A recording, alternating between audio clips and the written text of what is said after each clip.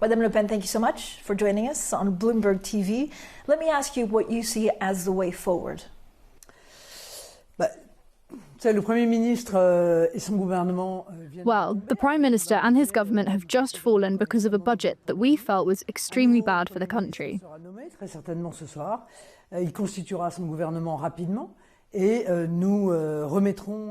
A new Prime Minister will most certainly be appointed this evening, and he will form his government quickly.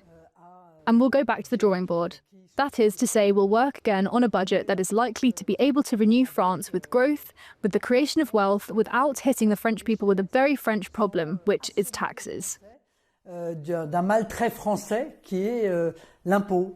You've asked yesterday, or you've said yesterday, that the President Macron does not need to resign. Why not?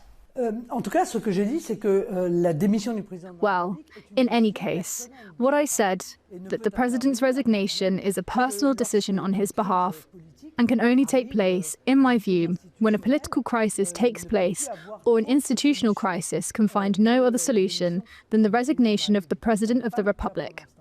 It is not the case for the moment. What I do wish, on the other hand, because for sure there will be new legislative elections in the next few months, is that we work on a voting system by then that enables us to have a real majority, whatever that majority may be. But the country needs a majority. It can't live for months and years with three blocs, which in reality can't implement a policy. Would you resign if you were President of France today? I would hope that I wouldn't find myself in Mr. Macron's situation, because after all, he is majorly responsible for this situation, because the results of Emmanuel Macron on an economic level are extremely bad. He introduced himself as being the Mozart of finance. But the reality is, when you look at the figures, when he came and the figures today, we're not even drifting, we're going down a slope. Whether we're talking about debt, just to remind you, in 2017, 2,200 billion of debt, now 3,300 billion of debt. Whether we're talking about industry, 9% of GDP in 2017, sorry, I meant 11% in 2017, 9% today, and the commercial deficit, 70 billion to 100 billion deficits that have increased in a spectacular way. We were at 2.6% of GDP in 2017. Now we're at 6.1%. So he has placed the country in such an appalling situation from an economic point of view that I don't really want to compare myself to him.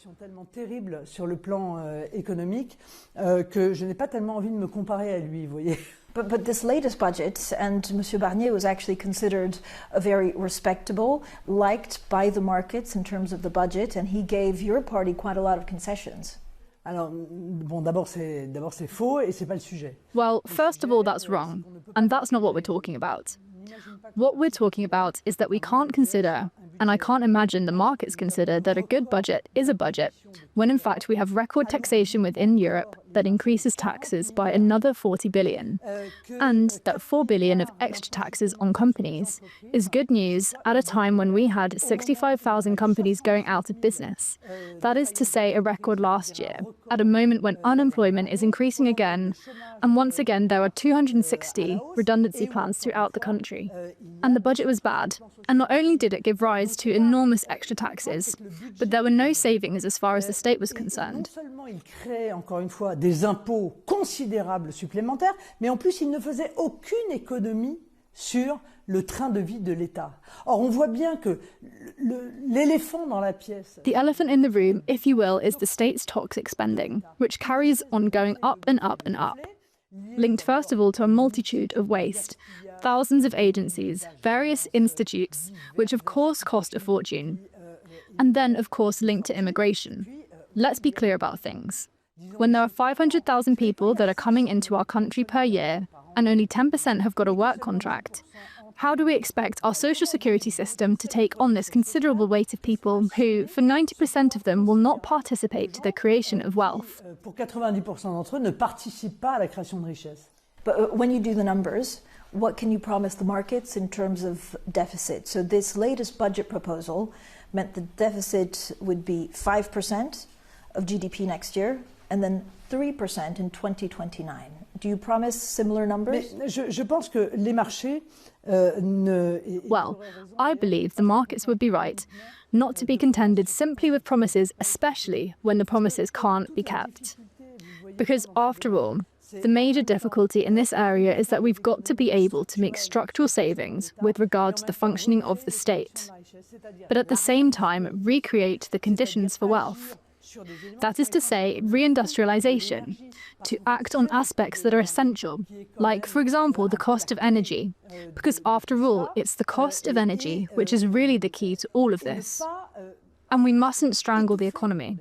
Si vous voulez aller trop vite, mieux vaut une trajectoire, je crois, qui soit une If you want to go too fast, you've got to have a trajectory that's a reasonable trajectory based on the creation of wealth and structural savings, rather than saying, you will see we're going to reduce the deficit by 2 points over 3 years. And in fact, you're doing things that are so appalling that people no longer spend money and they save too much. There is no longer any investment and the economy collapses. And so, we don't want to submit to deficits.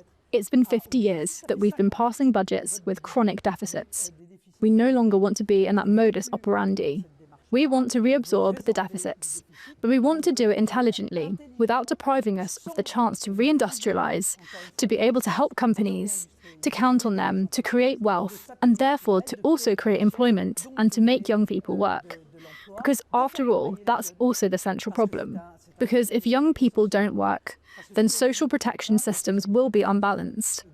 So all of those aspects are equilibriums that we have to try to find. So in terms of numbers, 3% of GDP in 2029 is far-fetched? Arriver à 3% de PIB en 2029. Getting to 3% in 2029, I don't think it's credible. But I'm not the only one. I don't think it's credible either to the President of the Cour des Comptes, State Auditor. Once again, these are simply promises, and they know very well that they can't keep to them. Mr. Barnier made that promise, and in reality, his budget worsened the deficit by 12 billion. So if we don't make significant, intelligent, structural savings with regard to the state, and if we don't put in place the conditions so that companies can work, invest without being suffocated with extra taxes, we won't get there. But with those two solutions, we can succeed as quickly as possible to get back to a reasonable deficit, even if the 3% was just decided on the back of an envelope. Même si 3%, ça a été décidé sur un coin de table, on le sait. How fast could that be? C'est l'affaire de quelques semaines. Well, it's a matter of weeks. We'll discuss it with the new Prime Minister. We'll work together. We'll explain what our red lines are. Our red lines are we can't ask the French people to pay the bill for the mistakes of their leaders. That's what Mr. Barnier did. He massively increases taxation, he hits sick people, retired people, he hits everyone. And at the same time, once again, there's zero savings from the state, and that's inadmissible. Et parallèlement, zéro économie, encore une fois, sur le train de vie d'État. Ça n'est pas admissible. Who would you like as Prime Minister? C'est pas à moi de choisir. Oh, it's not for me to choose. That really is the role of the President of the Republic. It's his responsibility. And I don't really care about the name. I care about the method. I want the Prime Minister to respect all the political forces that are represented at the National Assembly. It's quite simply called democracy. What can President Macron do today for your voters? Partir. Leave. Well, no, there isn't a solution. Emmanuel Macron will never do very much in reality, and he's not going to give up on what he's been doing for 7 years. He's destroyed everything. He's destroyed everything in 7 years. Il a tout détruit. Il a tout détruit en 7 ans. Il a détruit ce qui fonctionnait dans notre État. He destroyed what used to function in our state, the prefectural, etc. He destroyed France's load-bearing walls. He's caused massive deindustrialization.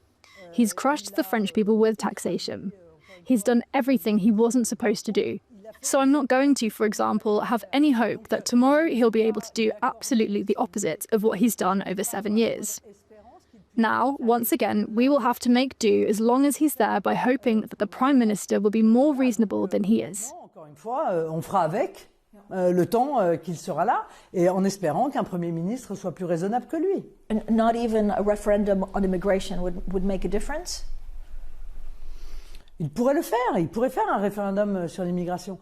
He could have a referendum on immigration, but he won't do it because, after all, he said, I'm prepared to do a referendum on every subject apart from immigration. So it's kind of a taboo that we can't understand the justification for, because it's obvious that immigration that is totally out of control, like we're living through, is not only a problem as far as our public finances are concerned. It's also a problem in terms of the consequences it has with regards to the explosion of delinquency. So I don't think he'll ever touch immigration. Vous voyez que l'immigration, à mon avis, n'y touchera jamais. But why not ask him to leave then before 2027, even if the institutions say otherwise? Mais parce que lui demander de démissionner, ça voudrait dire... Well, because to ask him to resign would mean to disturb our institutions. Once again, it's his decision. Now, if there is a political crisis, an institutional crisis, and if he can no longer dissolve the assembly, if reshuffle serve no purpose, then the French constitution only leaves one other option, which is his resignation. But that wouldn't be a drama either. There would be new presidential elections. General de Gaulle, you know, designed our institutions, and they are very solid. They are extremely solid. Everything's done to make sure that the life of the nation can carry on and not create disturbances that can't be dealt with. If he were to resign now, there would be new presidential elections and new legislative elections. Insurmontable. S'il démissionne, eh bien, il y aura de nouvelles élections présidentielles, des nouvelles élections législatives. But are you worried about these crises then leading to severe market reactions? Mais non, parce que la réalité, c'est que ce qui inquiète les marchés... No, because the reality is that what worries the markets is the economic situation in France. What worries the markets is the lack of perspective concerning reducing deficits. It's the absence of savings at the state level, the increase of taxation on companies that worries the markets. And in fact, you've seen the markets have remained extremely stable over the past few days since the announcement of the no-confidence vote, and even after the no-confidence vote. In reality, they had concerns at the moment of the dissolution in June. But for the moment, whether it's the spread between France and Germany, the rates, or the markets, for the moment, everything is relatively calm. Because once again, they realise that anyway, there has to be at all cost another policy other than that envisaged by Mr. Barnier. Parce qu'encore une fois, ils sont conscients qu'il faut à tout prix, de toute façon, une autre politique que celle qui avait été envisagée par M. Barnier. But the market is probably looking at the fact that the ECB is standing close and that there's a want from France of getting the deficit down pretty quickly. Non, oui, mais encore une fois, entre la volonté et les faits... Well, yes, but once again, there's a long way to go between wishes and reality. Mr. Barnier wanted to reduce the deficits. He's increased them by 12 billion. You see what I mean? So, once again, using a hammer to bash French people over the heads with taxes, when we're the country with the highest rate of taxation in Europe, is not the solution. But it's the only solution that French leaders have implemented for years. It doesn't work. Les dirigeants français mettent en œuvre depuis des années. Ça ne fonctionne pas. La preuve, regardez dans quelle situation nous sommes. Look at the situation we find ourselves in. So help companies. Enable them to do business, reduce production tax, reduce the cost of energy, or at least reduce it to the same level as the cost of production in France. Those are things that will allow companies to develop and thus create employment. Ce sont des lignes qui vont permettre aux entreprises de se développer et donc de créer de l'emploi. But Madame Le Pen, I mean, first of all, the Barnier actually proposal means that GDP would be the deficit of GDP would be 5% in 2025 compared to 6% this year. So it's going down. Non, non, il augmentait de 12 milliards le déficit. No, the deficit rose by 12 billion. The deficit rose by 12 billion. But you know, the head of Safran, which is a major company, has just given an interview. And what did the head of Safran say? He said Barnier's budget is a bad budget. So, in reality, the fact that it's last year's budget that's applied, however unfair it was socially, is actually rather good news for companies. There are a certain number of entrepreneurs in economic circles who are in fact pleased about the no-confidence motion because they consider Mr. Barnier's budget was worse than last year's budget, and that's saying something. Pire que le budget de l'année dernière, c'est pas peu dire. Will you meet Trump when he's here for the reopening of Notre-Dame on Saturday? Well, I won't meet with him, but maybe we'll bump into each other because I will indeed be there too, at the reopening of Notre-Dame, which is a major event for us in France. I don't have any relationship with Donald Trump. I will have one, I hope, the day I become President of the Republic. You have a trial against you that will decide whether you can run for president. We're expecting that outcome on the 31st of March. will Jordan Bardella be, of course, candidate for presidency if you cannot present yourself? Moi, je me mets pas dans la situation d'être empêché par la justice. I don't place myself in that situation of being prevented from being a candidate by the justice system. I think that in any country, it's not acceptable to stop a candidate from representing themselves. And therefore, I don't think about that situation. I hope that the magistrates will respect the will of the voters to be able to choose their candidates.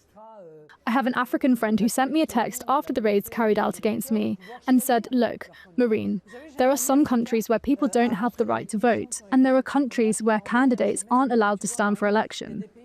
In fact, I prefer countries where people can vote and candidates can stand for election. Has it changed your thinking in actually, dealing with the budget? Absolument pas. No. Absolutely not. It has nothing to do with it. In fact, I don't see the relationship between the two. No. My only compass is the interests of the French people, the interests of our companies, and the future of my country. That's the only compass I've always had and will ever have.